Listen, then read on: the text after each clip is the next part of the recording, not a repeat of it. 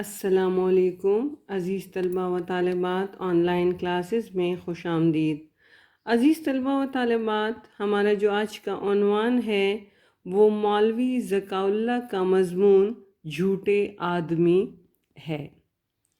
عزیز طلبہ و طالبات، جھوٹے آدمی کو زیر بحث لانے سے پہلے میں آپ کو مصنف کا تعارف کرواؤں گی۔ مصنف مولوی ذکاء اللہ دلی میں پیدا ہوئے۔ والد کا نام ثناء اللہ تھا۔ 12 برس کی عمر میں دلی کالج میں داخل ہوئے۔ یہاں مولوی محمد حسین آزاد اردو ادب کا ایک بہت بڑا نام اور ڈپٹی نذیر احمد ناول نگاری کے حوالے سے اردو ادب کا ایک بہت بڑا نام ان کے ساتھ آپ کا تعلق بن گیا، اور اس طرح تینوں میں خوشگوار تعلقات بن گئے۔ مولوی ذکاء اللہ کو چونکہ ریاضی سے خاص نسبت تھی اور ماسٹر رام چندر ریاضی کے استاد تھے، اپنے اس لائق شاگرد پر وہ خاص عنایت فرمایا کرتے تھے۔ ذکاء اللہ اکثر جماعت میں اول آتے، وظیفے بھی حاصل کرتے اور اپنی اعلیٰ کارکردگی کی بنا پر، قابلیت کی بنا پر انہیں 2 تمغے بھی ملے۔ تعلیم سے فارغ ہو کر اسی کالج میں معلم ریاضی مقرر ہو گئے۔ پھر آگرہ کالج میں 7 سال تک اردو اور فارسی کے معلم یعنی استاد رہے، پڑھاتے رہے۔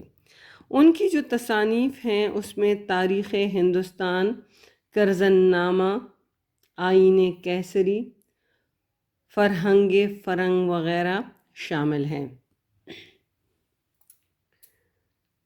عزیز طلبہ و طالبات، جو یہاں پر ان کا مضمون شامل ہے جھوٹے آدمی، جھوٹے آدمی پر بات کرنے سے پہلے اس سبق میں جتنے مشکل الفاظ استعمال ہوئے ہیں ہم ان کو جانتے ہیں کہ وہ کون کون سے ہیں اور وہ ان کے کیا معنی ہیں۔ پہلا جو لفظ ہے وہ ہے ضرب المثل۔ ضرب المثل کہتے ہیں ایسی بات جو کہ مثال کے طور پر مشہور ہو۔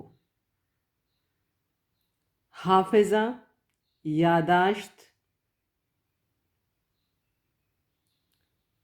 دروغ گو، جھوٹا، نوشد، نہیں ہوتا، را کا کے لیے استعمال ہوتا ہے۔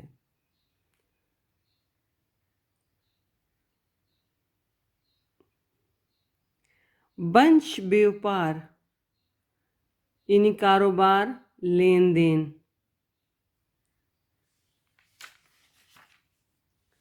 فروغ، پھیلانا۔ خادم، خدمت کرنے والا۔ صدقے دل یعنی سچے دل سے۔ اختراع، نئی بات سوچنا۔ بھانڈا نہ پھوٹ جائے، اس کا معنی ہے اصلیت نہ ظاہر ہو جائے۔ مستحکم، مضبوط۔ قاعدہ، قانون، ضابطہ۔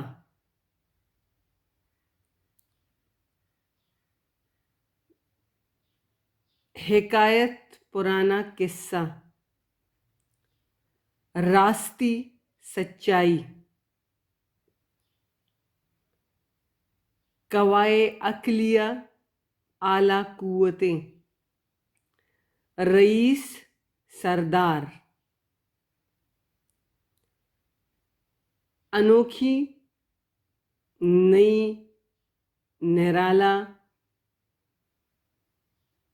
ایجاد، دریافت کرنا۔ موافق، مطابق۔ نقش اول، پہلا نقش. فروغ، ایک دفعہ پھر بتاؤں گی، پھیلانا.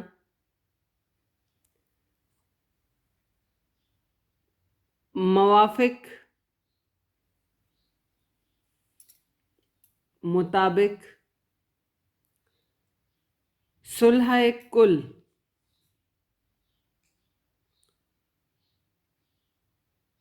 سب کا بھلا چاہنے والا، سب کے ساتھ صلح کرنے والا. نفاق، نا اتفاقی، ایسے لوگ جو بظاہر دوست ہوتے ہیں اندر سے دشمن ہوتے ہیں. نطق، بولنے کی طاقت.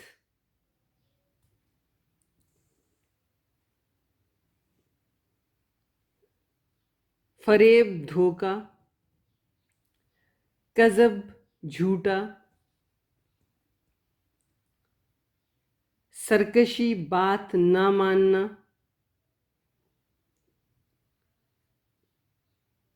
بھلے مانس، شریف آدمی.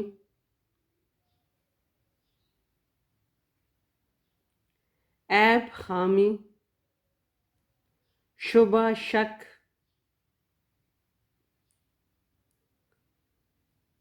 گستاخی، بے ادبی، شرارت، کسی حد تک بے حیائی. بھاؤ، قیمت.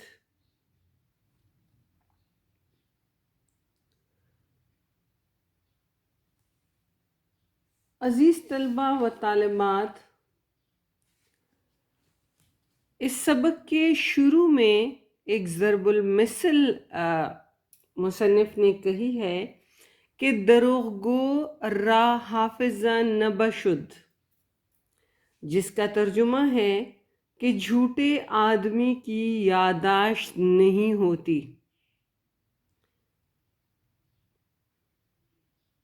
کیونکہ اس کو خود بھی یہ بات یاد نہیں ہوتی کہ اس نے کہاں پر کون سی بات کی ہے اور کس سے کیا کہا ہے.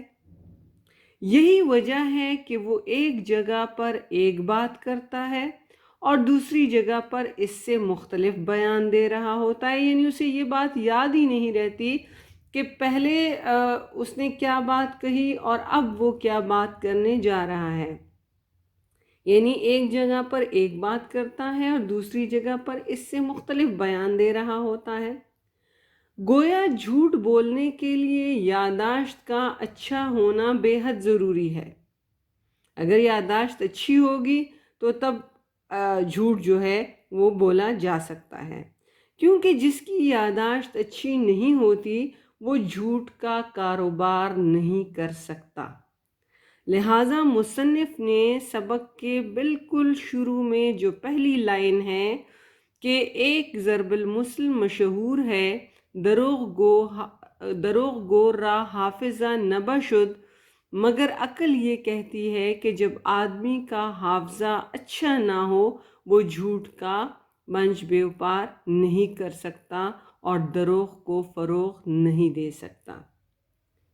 یعنی مصنف نے اس کے لیے ایک لفظ بنش بیوپار کا استعمال کیا ہے، جس سے مراد یہ ہے کہ جھوٹ کو نبھانے کے لیے آپ کا حافظہ مضبوط ہونا بے حد ضروری ہے، ورنہ آپ کو دوسروں کے سامنے شرمندگی کا سامنا کرنا پڑتا ہے. عزیز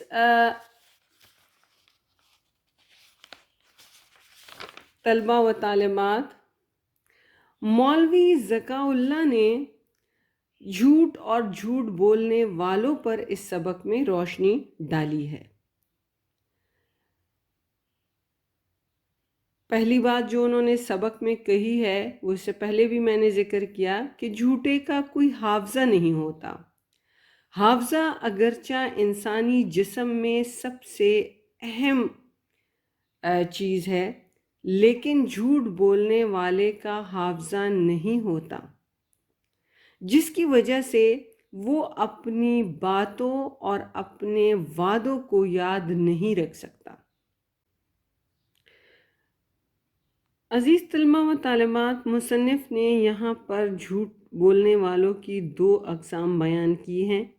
ایک وہ جو اپنے جھوٹ کو دل سے سچ مانتے ہیں، دوسرے وہ جو جانتے ہیں کہ وہ جھوٹ بول رہے ہیں مگر دوسروں سے امید رکھتے ہیں کہ وہ اس کے جھوٹ کو سچ سمجھے۔ دوسری قسم کے جھوٹوں کی مزید 2 قسمیں ہیں۔ ایک وہ جو جھوٹی بات بنا لیتے ہیں اور دوسری وہ جو سچی بات کو جھوٹ میں بدل دیتے ہیں۔ چونکہ اس قسم کے جھوٹ کی بنیاد سچائی پر ہوتی ہے، اس لیے حقیقت لوگوں کے سامنے آ جاتی ہے۔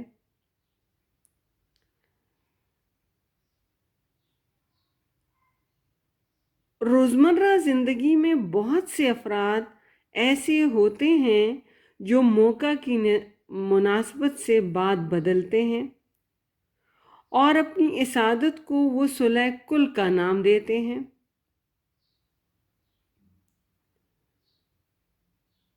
عزیز طلبہ و طالبات، جو دونوں قسمیں ہیں جھوٹوں کی،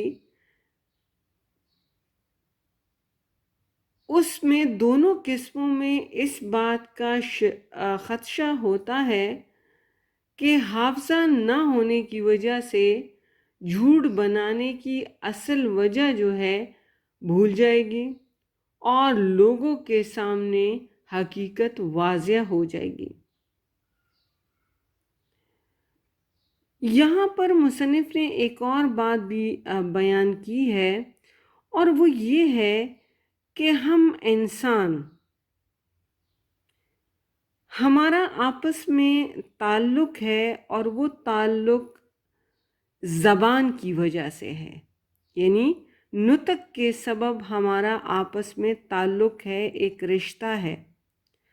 اور جب اس نطق میں یعنی اس زبان میں جھوٹ شامل ہو جائے تو جو انسانوں کا باہمی تعلق ہوتا ہے وہ پھر فساد سے خالی نہیں رہتا۔ جن قوموں میں جھوٹ کا رواج ہو گیا ان میں ہر طرح کی برائی موجود ہے، اور یہ جھوٹ ان قوموں کو آگ اور تلوار سے زیادہ نقصان دے رہا ہے۔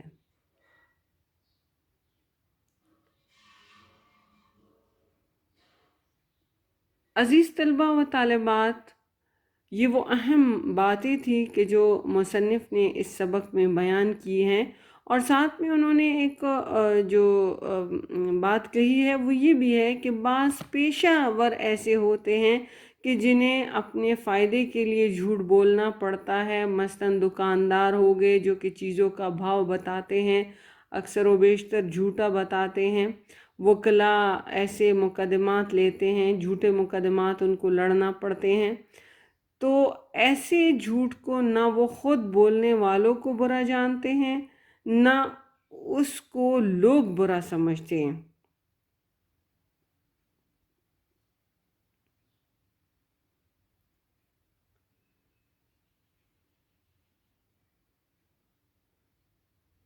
عزیز طلبہ و طالبات، سبق کے حوالے سے جو آپ کے لیے اسائنمنٹ ہے وہ جو آپ تیار کریں گے تو اس میں آپ نے سبق کے سوالات کے جوابات خود کرنے ہوں گے۔